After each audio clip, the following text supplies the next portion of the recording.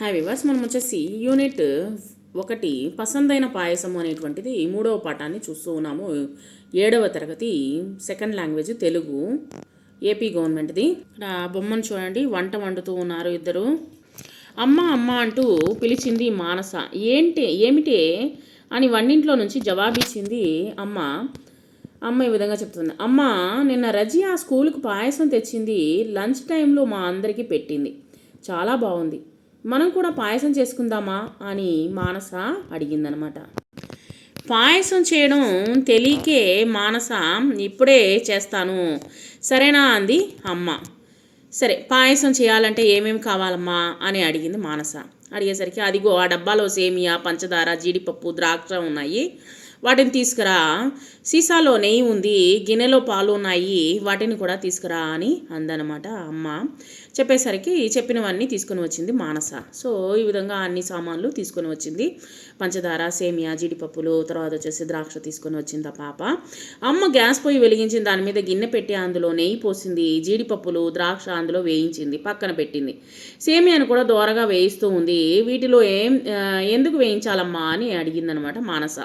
వీటిని వేయించకుండా ఉడికిస్తే పాయసం జిగురుగా ఉంటుంది, ముద్దగా అయిపోతుంది, ఆ రుచి కూడా బాగుండదు అని చెప్పిందనమాట. పాయసం రుచిగా ఉండాలంటే వీటన్నిటిని ముందుగా వేయించుకోవాలి అని అంది అమ్మ. వేయించినటువంటి సేమియాను పక్కకు పెట్టింది. సో ఈ విధంగా వచ్చేసి అమ్మ వేయిస్తూ ఉంది అన్ని సామాన్లని. తర్వాత పాల గిన్నెను స్టవ్ మీద పెట్టింది. పాలు మరిగాక సేమియాను అందులో వేసింది. అవి ఉడుకుతూ ఉన్నాయి. ఏలకులను ఒలిచి గింజలను పొడిగా చేయమని చెప్పింది. మానస వాటిని పొడిగా చేస్తూ, ఈ పొడి ఎందుకు వేస్తారమ్మా అని అడిగేసరికి పాయసం గుమగుమలాడేందుకు ఏలకుల పొడి వెయ్యాలి అని అంది అమ్మ. వేస్తే పాయసం బాగుంటుందా అని అంది మానస. తినబోతూ ఆ రుచి అడగడం ఎందుకు అంది అమ్మ.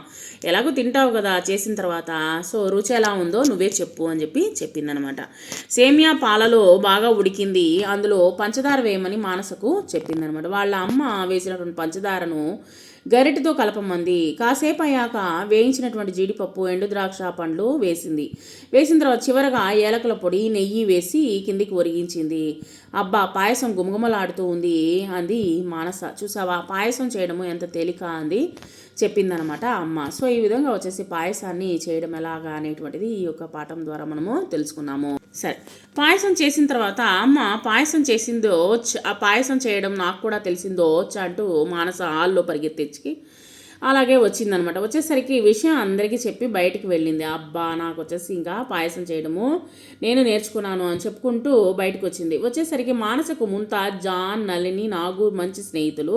మానస వాళ్ళందరినీ ఇంటికి పిలుచుకొని వచ్చిందనమాట. తిందాంరా అంటే పాయసాన్ని తాగుదాంరా అని చెప్పేసి పిలుచుకొని వచ్చింది. కప్పుల్లో వేడివేడి పాయసాన్ని తీసుకొని వచ్చింది అమ్మ. అందరికీ తలో ఒక కప్పు ఇచ్చింది. అందరూ పాయసం తింటూ పాయసం భలే రుచిగా ఉంది అన్నారు. నేను అమ్మ కలిసి చేసాము తెలుసా అంది అనమాట. అంటే తను అందించింది, కానీ ఏంటంటే నేను అమ్మ చేసామని చెప్తూ ఉందనమాట. పాయసాన్ని తింటున్నటువంటి ముంతాజు, దీన్ని మేము కీర్ అంటాము అంది. రంజాన్ పండుగ రోజున మేము కీర్ చేసుకుంటాము మళ్ళీ అంది ముంతాజ్ అనమాట. మేము కూడా క్రిస్మస్ పండుగకు తప్పకుండా పాయసం చేసుకుంటాము అన్నాడు జాన్.